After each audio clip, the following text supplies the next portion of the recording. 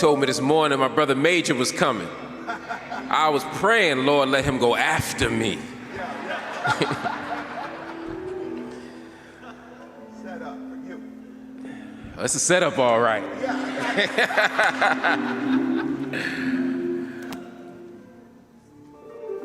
Yes, sir. Could every head be bowed? Lord, we come to you this morning on a day of liberation, a day of exaltation, a day of celebration, understanding that it all only comes from your sturdy hands. We beg of you continued guidance and continued strength as we celebrate the past and imagine a more liberatory, a more free, a more full future. And I come before you, oh God, a sinner, here not by my merit, not by my merit,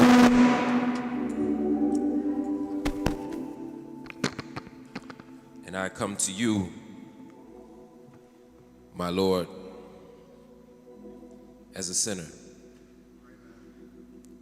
Here not by my merit, but by your mercy. Not by my gifts, but by your grace. And so I turn now to hear a word from you, O Lord. I have studied, but I need your strength. I have prepared, but I need your power. Silently now I wait for thee. Ready, my Lord, thy will to see. Open mine eyes and illumine me, Spirit divine. Amen. Saint Sabina.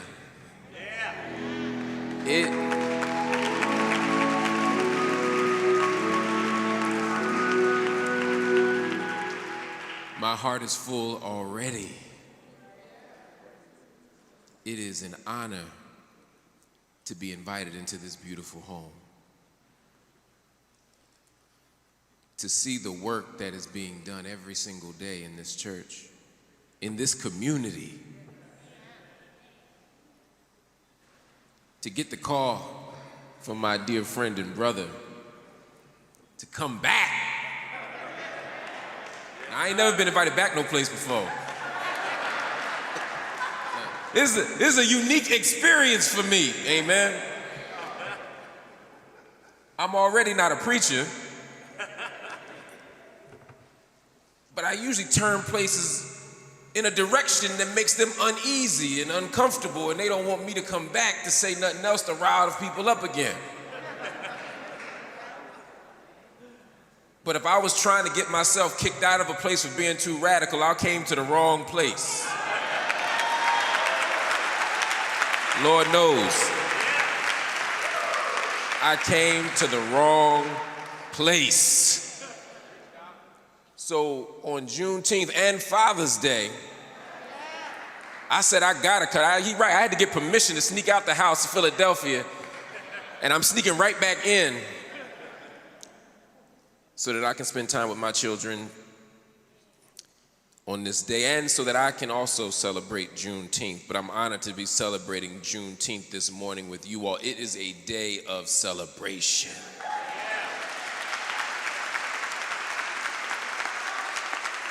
And even though the Democrats and the Republicans and the government now honor it,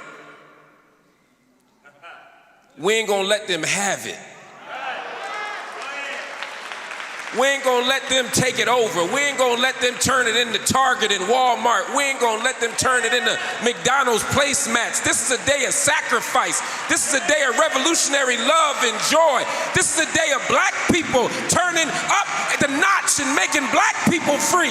This is about justice for all of us. This is about love for all of us. This is about us keeping track of us.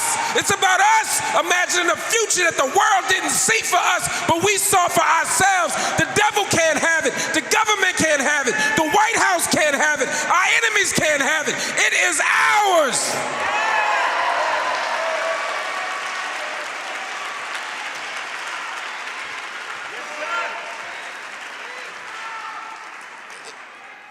And so I said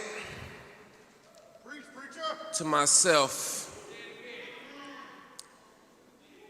what can I say to these people? How can I talk to believers about freedom on the day of Juneteenth? How do I talk about freedom? How do we celebrate freedom when there's so much unfreedom? How do we celebrate liberation when so many are still captive? How do we celebrate joy when there is so much pain? This is the struggle of what it means to be human every single day. But some of us have been given a little more joy. Our lives ain't perfect, but we get a little more joy. Some of us are a little more free. Some of us are a little more safe. We could wear our fancy hats and suits and earrings. Our lights, well, not in here, but our bills are paid, our lights is on. I'm just playing. I don't want no smoke. And so, what is our responsibility on Juneteenth? You see, in 1865, when the news arrives in Galveston, Texas, that we are free, it is a late message. Some of us already knew we were free. Some of us understood that freedom had already arrived. Others took longer. Some still didn't believe they were free. Some couldn't wrap their minds around the idea that slavery had ended, or at least we thought it had ended. Some people hadn't got the news, and when the news came, the news wasn't enough because the news contradicted what they had seen in their reality their entire life. It contradicted what they knew, what their grandmamas knew, what their mamas knew, what their great-grandmamas knew. They couldn't understand freedom while others understood freedom, and it was their job to not just spread the news of freedom, but to spread freedom itself. So I decided to go to the book of Esther. In the 4th chapter,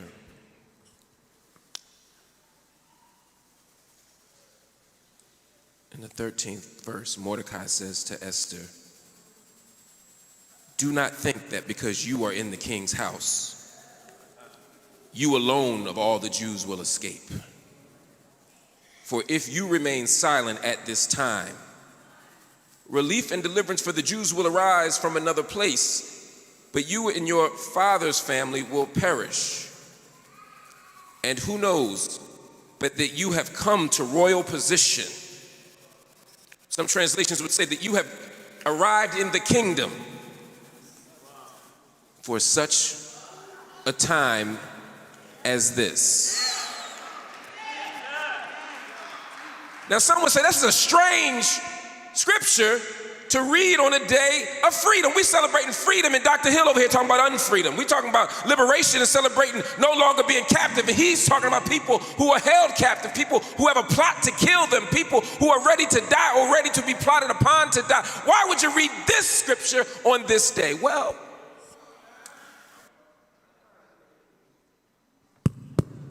my line of thinking is that this in so many ways reflects the moment that we are in. There's never a moment of complete freedom. There ain't never a moment where we all good. Even at moments of celebration, we must keep track of those who can't celebrate. There's somebody in Cook County Jail right now, or Rikers Island, or Sing Sing, or Green, or wherever, who can't be here with us. There's somebody who's working 18 hours a day because the month lasts longer than their money, who don't have the luxury of sitting here and worship with us. There's somebody on the sick and shut-in list who would love to be here, and their mind and their spirit is with us, but their bodies cannot be.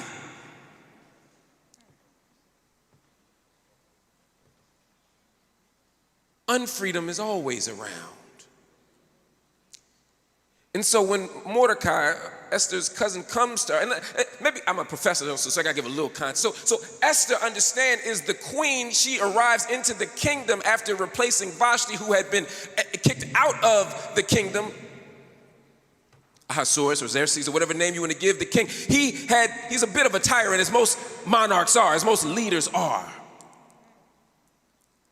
And Esther had made her way into the kingdom. Her beauty captivated everybody. She took everyone over with her beauty and her charm, and so she became the queen. Part of how she became the queen, of course, was to hide her Jewish identity.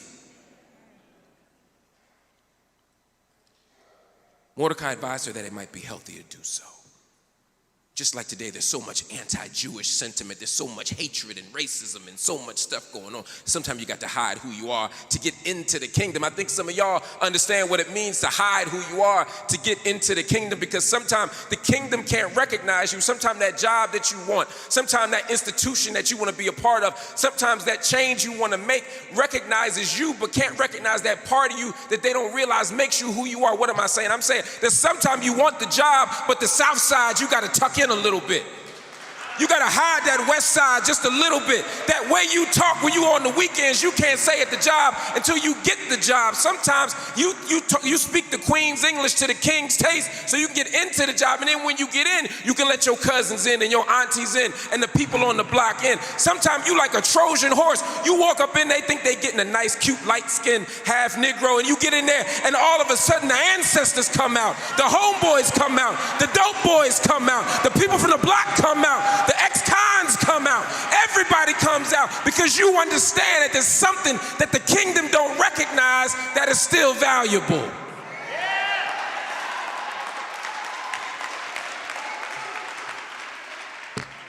Once she got into the kingdom, Mordecai made it clear. I'm gonna back up to chapter 3 just for a moment, because there was a plot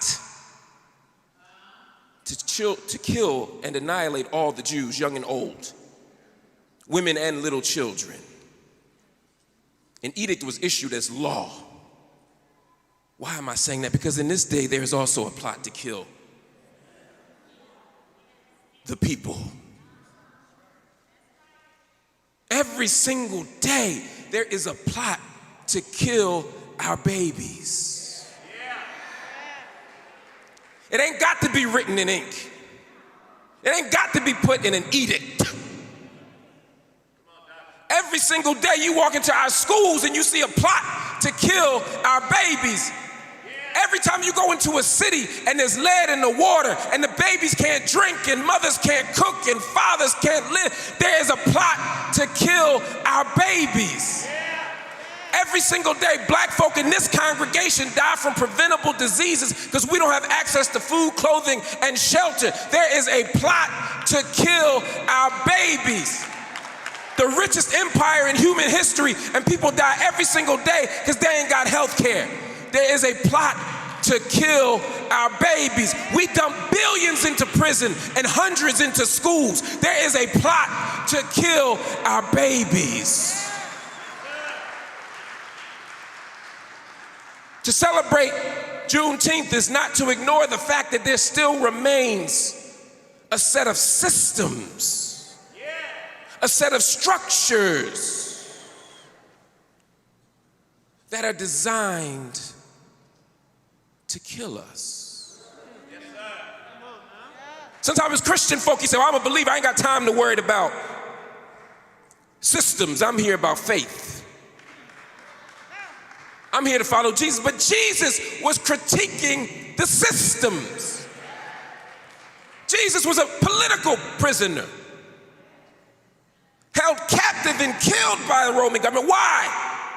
Because he preached good news to the poor. Good news to the poor meant systemic change. Freeing the captive meant systemic change. When you're in a Jubilee year and you talk about giving the land back, you are talking about what? Pushing back against systems that outpush black folk, that outpush vulnerable folk, that end gentrification. What I'm saying to you is that you ain't got to choose between being a Christian and trying to critique and challenge a broken system. To be a Christian is to challenge and critique a broken system.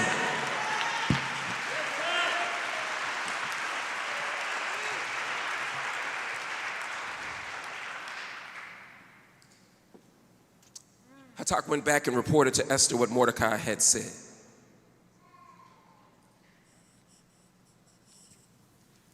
Then she instructed him to say to Mordecai, all the king's officials and the people of the royal provinces know that for any man or woman who approaches the king in the inner court without being summoned, the king has but one law, that he be put to death. Why is this important? Because Mordecai was attempting to encourage Esther to speak to the king, to institute some change, to use her voice. But she had to understand the risk of what it meant to speak to power. In a moment of unfreedom, it is our responsibility to speak truth to power. To speak the truth though it may be bitter, to speak the truth though it may put you at risk. Speaking the truth doesn't mean anything. It ain't no sacrifice to speak the truth for people who already agree with you. Some of y'all feel so proud of yourself because you spoke out against Donald Trump. That's the easy part. What you saying about Biden?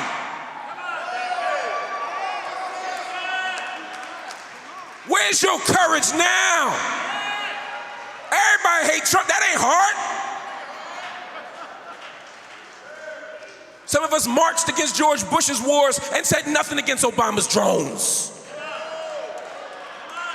If you dying in Afghanistan, or you dying in Yemen, or you dying in Somalia, you don't care if the bomb got a Democrat D or a Republican R on it. You want it to end. You want imperialism to end. You want violence to end. Your job is to speak the truth even when it's difficult, especially when it's difficult.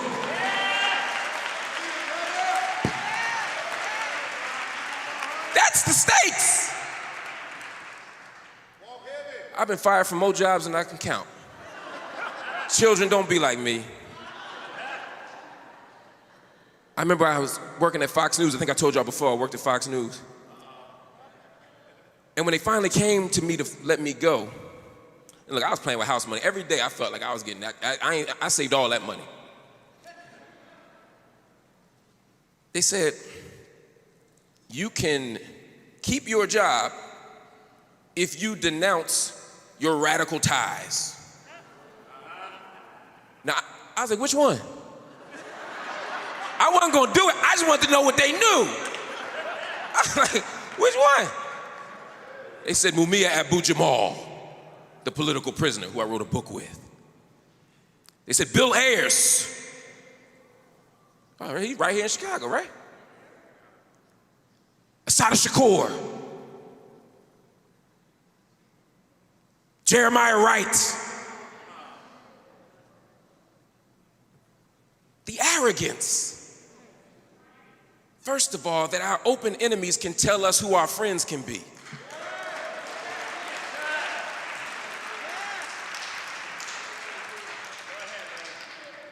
But the idea that I would be willing to sacrifice a check,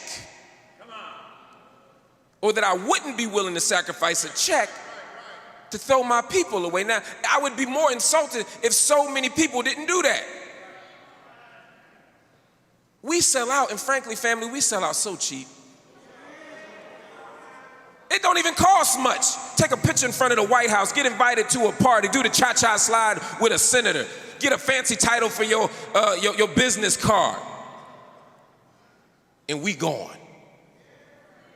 Some folk be down here in the streets hustling and organizing and working with y'all, and the moment they get a job, the moment they get elected, the moment they get a title, you can't find them no more.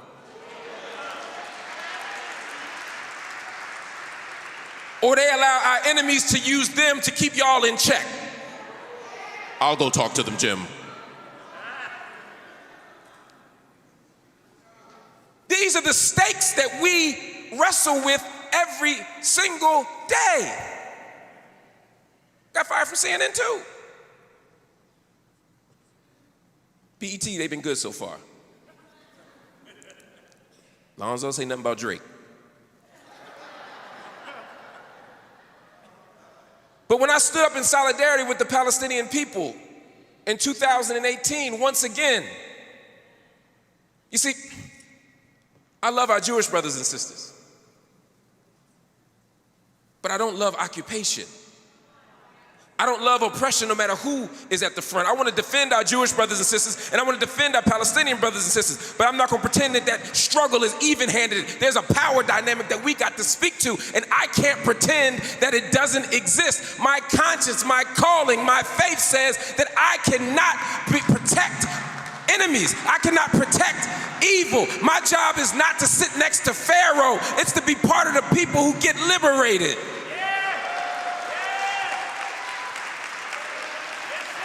What does that mean in a time of unfreedom? It means, family, that you got to be willing to pay a price. You got to be willing to pay a price. And so, I'll read again. When Esther's words were reported to Mordecai, he sent back the answer. Do not think that because you are in the king's house, you alone of all the Jews will escape. For if you remain silent at this time, relief and deliverance will arise from another place, but you and your father's family will perish. And who knows but that you have come to royal position for such a time as this. You have to ask why you are in the kingdom. You see, what Mordecai is positioning to Esther is to assuage her potential fears. He's saying, listen, I understand that you could die or lose your position. Remember, Vashti had already been pushed out of the kingdom for simply refusing to acknowledge his the king's decree. She didn't want to wear the full regalia, and she didn't want to be part of his egotistical display. She didn't want to be an ornament.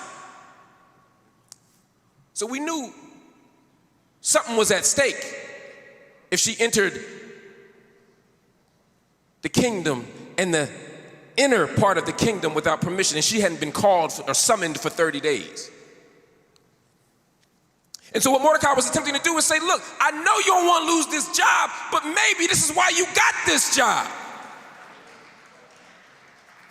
And this is something that all of you have to think about, all of us have to think about every single day of our life. Maybe the reason why I got this fancy title, maybe the reason why I got this job is because I'm supposed to be an ally to somebody, because I'm supposed to liberate somebody, because I'm supposed to be a blessing to somebody. Don't use your titles as the reason to be a coward.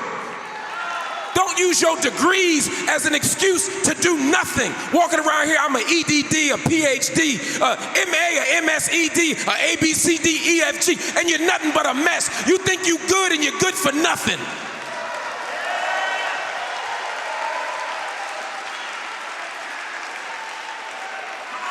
You didn't get in this position by yourself.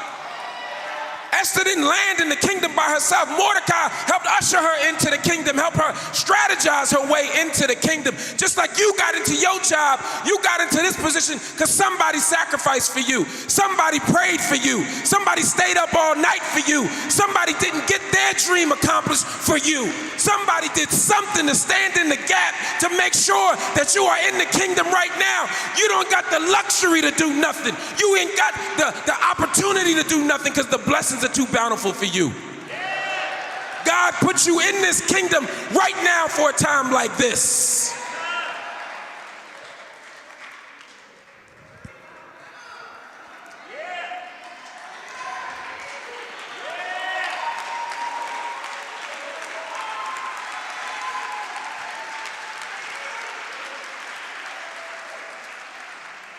Then Esther sent this reply to Mordecai. Go gather together all the Jews who are in Susa and fast for me. Do not eat or drink for 3 days, night and day. I and my maids will fast as you do. When this is done, I will go to the kingdom. I will go to the king, even though it is against the law. And if I perish, I perish. I'm gonna say that again. When this is done, I will go to the king, even though it is against the law. And if I perish, I perish. The first thing we have to understand from this at a moment of Juneteenth is that there is often a gap between the law and the Word of God. Black folk getting free was illegal. Teaching black folk to read was illegal. They created systems and structures to make you think that slavery was right. And that anybody who opposed it was not only a criminal, but maybe even crazy. They created illnesses, drapetomania, an obsession with fleeing. It was a psychological condition for people who wouldn't stop running. They named it after slaves who were leaving plantations. The law of the land was unjust. Just as Esther was forced to confront a decree or a law that was unjust. So many of you all, to understand Juneteenth and to understand what's in front of us, have to understand that it's not enough to follow the law. Children, follow the law. I'm not telling y'all to go out there and drive cars when you're 14. I'm not telling you to go out there to drink when you're 16. Or 18 or 21 for that matter. But what I am saying is, every struggle we've had in this country has been to make the law eventually fit what is righteous and just. We can't wait for the law to tell us who to be. We have to shape the law. We have to change the law. As oppressed people, we don't have the luxury of being thermometers. The thermometer just tell you what it's like. Oh, it's hot in here. We got to be thermostats. We got to change the temperature in the room. We got to make people feel heat when it's cold. We got to cool down the room when it's too hot. We got to change the world to make it be what it's supposed to be. So what that means right now is we got to change the law so that these schools get funding not based on how much money you got, but how bad these children need it. Poor folk shouldn't be getting a different education than rich folk. Change the law. Education should be a constitutional right. Change the law. Healthcare should be for everybody. Change the law. Stop locking people up for medical addictions while white folk get treatment for opioids. Change the law. Stop trying to take away women's rights to their own bodies.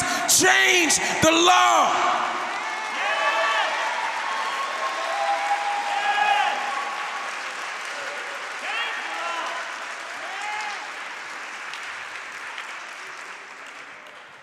And if I perish, I perish. I'm gonna let y'all in on a little secret. Everybody in this room gonna die. Don't tell nobody, but everybody in this room gonna die. Not on today. Let me be very clear. But we all gonna die. That's not to deny Esther's courage. She's saying, if death is the penalty for speaking the truth and fighting for my people, then I will do it. That's the legacy of Juneteenth. Don't ever let them whitewash Juneteenth into another holiday.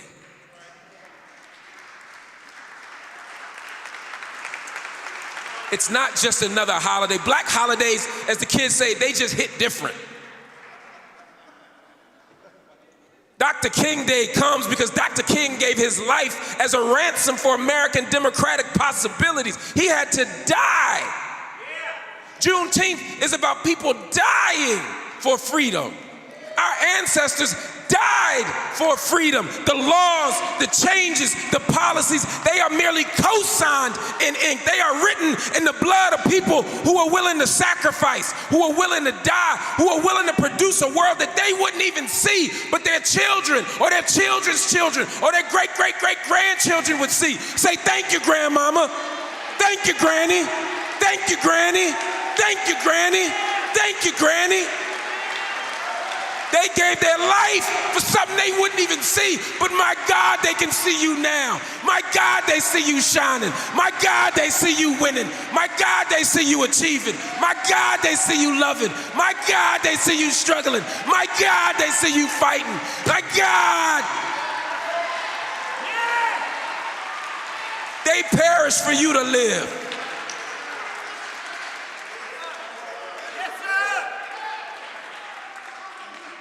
And if I perish, I perish.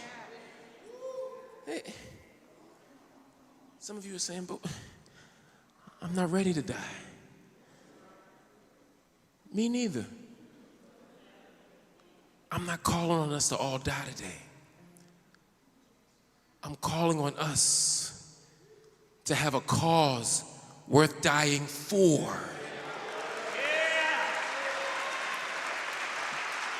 So many of our little brothers are on these streets dying for blocks they don't own.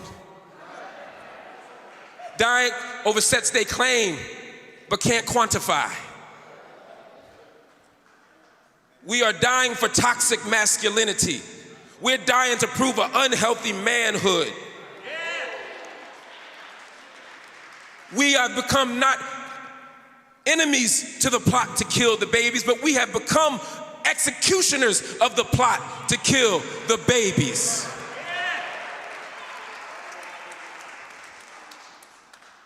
If you're willing to die for that, why not die for love?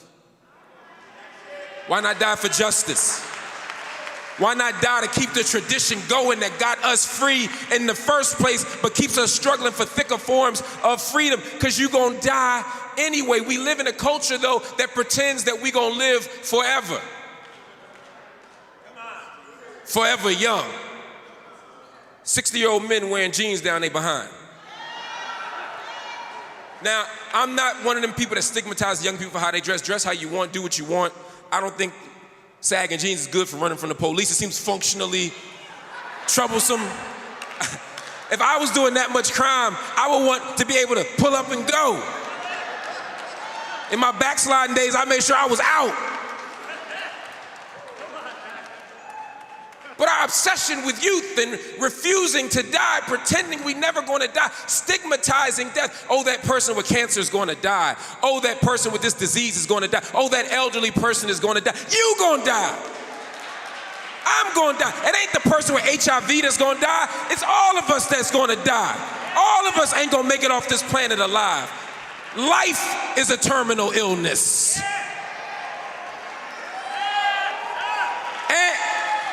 And it's sexually transmitted. Some of y'all catch that when you get home.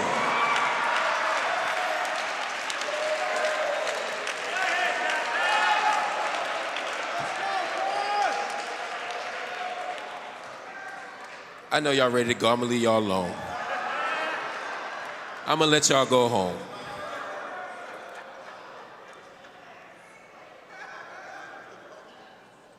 But family, you're gonna die anyway. But summon the courage of Esther on this Juneteenth to know that there's new people, new struggles, new fights that we got to fight for. And some of you say, well, why Esther? So many other places. The reason why I thought Esther was so powerful this morning is because it's in many ways a secular text. 175 mentions of the king. Not one mention of God in the whole book. God is implied, but no mention of God. Even Esther, she said, I'm going to fast for 3 days. Now, there's no fasting without prayer, I presume, but the language and the invocation of God isn't there, and yet God is throughout the entire book. What am I talking about? I'm saying that even when you can't see the face of God, even when you can't see the mouth of God, even when you can't hear the voice of God, God is all in the room. When we were fighting for freedom, we wondered how God could let this happen, but we still got free because God was all up in the kingdom. Even we were hanging from trees like strange fruit, and we didn't know how a loving God could let this happen. God was all up in the room. At every moment that we've been unfree, God was all up in it. And right now, some of y'all are going through something, and you're saying, where is God? My heart is broken. Where is God? My relationship has left me. Where is God? They killed my baby. Where is God?